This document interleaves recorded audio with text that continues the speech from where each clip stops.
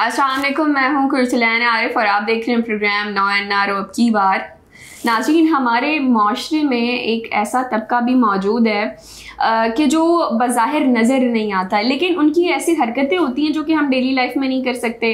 अब जब उनकी ये हरकतें एक हद से बढ़ जाती हैं तो फिर हमें नूर मुकद्दम मर्डर केस जैसे केसेस देखने को मिलते हैं। जी हाँ, मैं बात कर रही हूँ उन लोगों की, ऐसे तबके की जो कि घरों में हम देखें कि कराची की अगर हम बात करें तो काफ़ी सारी ऐसी जगहें हैं इंक्लूडिंग DHA कि प्राइवेट पार्टीज़ की जाती हैं। उनमें जो है लड़के लड़कियाँ आते हैं, ड्रग्स चल रहा होता है, सब कुछ चल रहा होता है और फिर वहाँ पे हम देखते हैं कि मुलाकातें होती हैं। और हम ये चीज़ साथ में रखें कि ना सिर्फ कराची में बल्कि इस्लामाबाद में या बाकी दीगर शहरों में भी इस किस्म की पार्टीज़ होती हैं और काफ़ी सारे जो केसेस होते हैं, मर्डर केसेस, वो इन्हीं से निकलते हैं।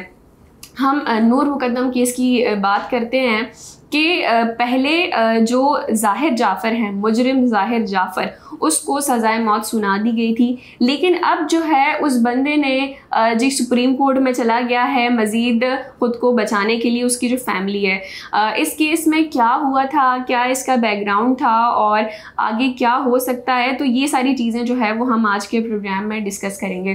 बैकग्राउंड पे चले जाते हैं कि ये नूर मुकद्दम केस जिन लोगों को नहीं पता, क्योंकि ज़्यादातर लोगों को तो खैर पता ही है, क्योंकि नूर मुकद्दम के जस्टिस के लिए पूरी कैंपेन चली थी, लोग सड़कों पे निकले थे कि जस्टिस मिलना चाहिए। और फिर जो है आखिरकार डेथ सेंटेंस भी जो है वो ज़ाहिर जाफ़र को मिल गई थी। लेकिन फिर अब जो है वो मज़ीद केसेस लटकते जा रहे हैं। यहाँ हम देखें कि केस, ये जो मर्डर केस था, इसका आगाज़ कहाँ से हुआ, क्या बैक स्टोरी थी। 2021 की बात है, जुलाई 20 की। आज 16 जुलाई है। आप देख सकते हैं कि एक साल पहले की बात है, 2021 की। जुलाई में ये हुआ था कि नूर मुकद्दम, जो कि फॉर्मर पाकिस्तानी डिप्लोमेट की बेटी हैं, शौकत मुकद्दम की, इनकी और ज़ाहिर जाफ़र। अब ज़ाहिर जाफ़र कौन है? वो एक पाकिस्तानी जो है वो बिज़नेसमैन, उनकी पूरी फैमिली जो है वो बिज़नेस फैमिली से बिलोंग करते हैं। तो इनका क्या हुआ कि ईद के रोज़ ही ये जो नूर मुकद्दम थी, ये इस्लामाबाद गई हैं उनसे मिलने, उनके घर रही हैं। और फिर वहाँ पे हम ये जब अचानक से ख़बर आती है कि एक लड़की की जो है वो लाश बरामद हुई है और जिस बेरहमी से कत्ल किया गया था, वो जब हम सुनते हैं तो हमारे रोंगटे खड़े हो जाते हैं कि किस तरह एक इंसान जो है वो इस तरह से कर सकता है किसी दूसरे के साथ। यहाँ ये होता है जब CCTV फुटेज सामने आती है, इन्वेस्टिगेशन होती है, तो फिर ये चीज़ पता चलती है कि नूर मुकद्दम उनके घर में गई थी। वहाँ पे जी उनकी आपस में लड़ाई हुई थी और फिर नूर मुकद्दम ने उनके घर से भागने की भी कोशिश की थी। CCTV फुटेज में ये भी दिखाया गया था कि नूर मुकद्दम ने उनकी जो खिड़की थी, आई गेस सेकंड या फर्स्ट फ्लोर था, वहाँ से वो कूदी थी, भागने की कोशिश की। तो वहाँ पर जो उनके गार्ड थे, उनके घर में जो ज़ाहिर जाफ़र है, उनके घर में जो स्टाफ मौजूद था वो भी इक्वली इन्वॉल्व था इस मर्डर में, वो भी सहूलतकार थे। और फिर जिस बेरहमी से कत्ल किया गया, नूर मुकद्दम ने भागने की पे कोशिशें की हैं, लेकिन ज़ाहिर जाफ़र ने उनको घर से भागने नहीं दिया। उन पे जुल्म तशद्दुद करते रहे हैं, बहमाना तशद्दुद का उनको निशाना बनाया है। जितना टॉर्चर कर सकते थे उतना उन्होंने उसको टॉर्चर किया। उसके बाद क्या हुआ कि पहले जो है वो फिर वो गई हैं, भागने की कोशिश की, भागने नहीं दिया। फिर उसके बाद जो नकल डस्टर था, नकल डस्टर होता है कि आपके हाथों में यहाँ पे जो लोग पहनते हैं, तो उससे बार बार जब फॉरेंसिक रिपोर्ट आई है उससे पता चला है कि उन्होंने बार बार ज़ाहिर ने नूर मुकद्दम को टॉर्चर किया है। फिर उसके बाद कत्ल करके उसके बाद जो है वो उनका जो सर है वो धड़ से अलग किया है। तो अब ये देख सकते हैं कि एक नॉर्मल बंदा तो इस तरह से नहीं कर सकता कि किसी दूसरे को स्लॉटर कर दे, उसकी जो गर्दन है वही अलग कर दे। तो यहाँ हम देखें किस कदर जो है जुल्म हुआ है। और फिर जब ये सारा केस मीडिया पे आया है, और ये एक और चीज़ मैं बार बार यही कहती हूँ कि वही केसेस हाईलाइट होते हैं जिनकी फैमिली बैकग्राउंड जो है वो वेल ऑफ होता है या वेल नोन होता है। इन दोनों की हम बात करें तो ज़ाहिर की और नूर मुकद्दम की जो फैमिली है वो इस्लामाबाद में वेल नोन थी। और उसके अलावा जो नूर मुकद्दम के फादर हैं वो अपनी बेटी के इंसाफ के लिए लड़े हैं, तभी जाके ज़ाहिर जाफ़र अपने अंजाम को पहुँचे हैं। लेकिन हम दूसरी तरफ ये बात देखें कि कोर्ट में जब ये सारे केसेस गए हैं, किस तरह से बाद में पता चला कि ये जो बंदा था ज़ाहिर, ये भी मेंटली रिटार्डेड था। और इसके अलावा जो है वो काउंसलिंग सेशन उसके चल रहे थे हैं। फिर उसके बाद ये जो थेरेपी सेंटर के जो लोग आए थे वो भी इसमें इन्वॉल्व थे, और एक बंदे को ज़ाहिर ने मारा भी था, वहाँ का जो स्टाफ था उसको।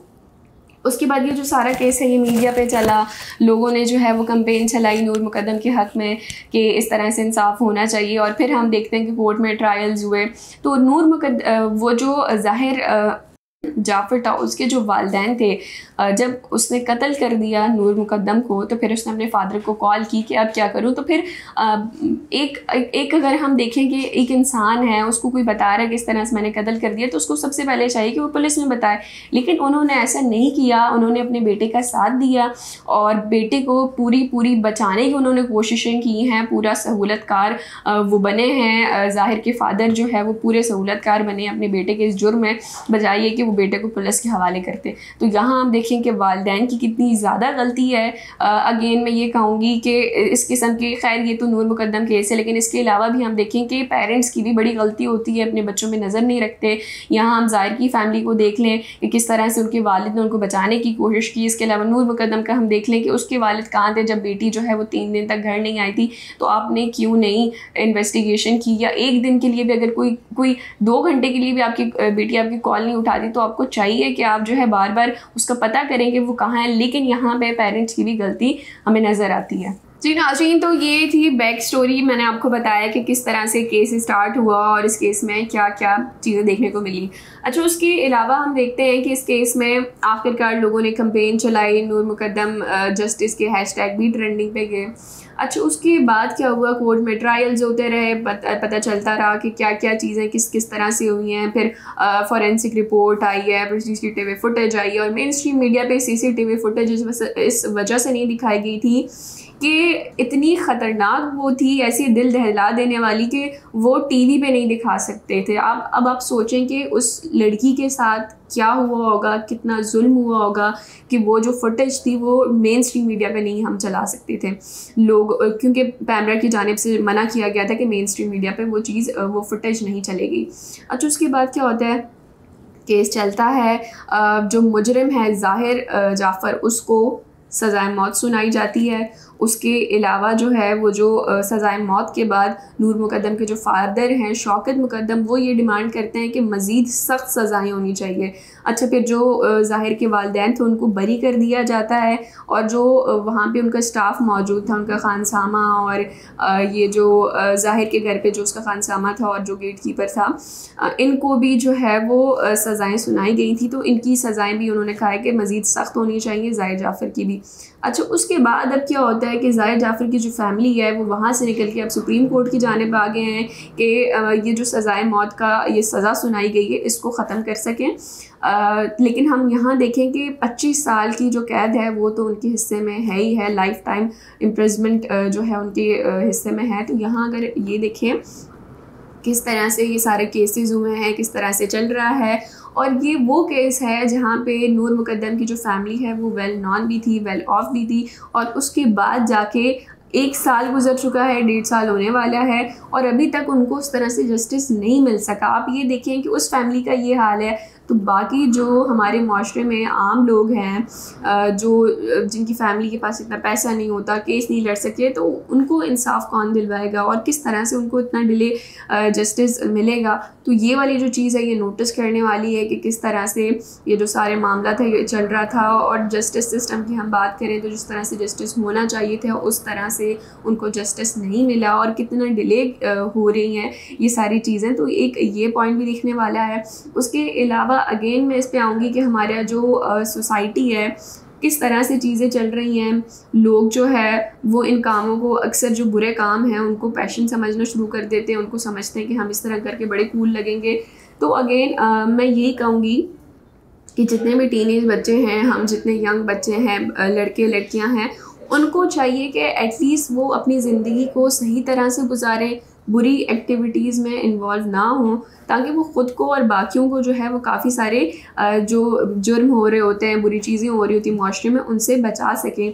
वरना काफ़ी सारे जो लोग हैं वो नूर मुकद्दम और ये जो ज़ाहिर जाफ़र जैसे बेशुमार लोग अभी भी हमारी सोसाइटी में मौजूद हैं। अभी भी बहुत सारे ऐसे लड़के लड़कियां हैं जो कि मेंटली रिटार्डेड हैं। बहुत सारे इस तरह के केसेस हमें देखने को मिलते हैं। 2 दिन पहले की बात है कि किस तरह से एक शौहर ने अपनी बेगम को जो है वो मार पीट के उसकी टांग काट के देगचे में उसको फिक्स करके चूल्हे पे चढ़ा दिया था। तो अब ये देखें कि किस तरह से मेंटली रिटार्डेड लोग अभी भी हमारे माशरे में मौजूद हैं, उनको आइडेंटिफाई करने की ज़रूरत है। और अगेन एक और चीज़ मैं ये कहूँगी कि जो विक्टिम होता है उसको नहीं चाहिए कि वो बर्दाश्त करे। आप जितना बर्दाश्त करेंगे जुल्म, उतनी ही आपकी अपनी भी गलती होगी। तो अगेन जुल्म हो रहा है उसके ख़िलाफ़ आवाज़ उठाएं। और ये जो हम जस्टिस की बात करें, आज का जो प्रोग्राम मैंने किया उसका मकसद यही था कि एक तो ये जो चीज़ें चल रही हैं हमारी सोसाइटी में कि पार्टीज़ हो रही हैं, वालिदैन को बच्चों का पता नहीं है, और इसके अलावा जो हमारा जस्टिस सिस्टम है वो किस तरह से डिले हो रहा है। तो इस हवाले से हमारा जो आज का प्रोग्राम था उसका सारा मकसद यही था। फिर हाजिर होंगे नए प्रोग्राम के साथ, तब तक के लिए इजाज़त दीजिए। अल्लाह निगहबान।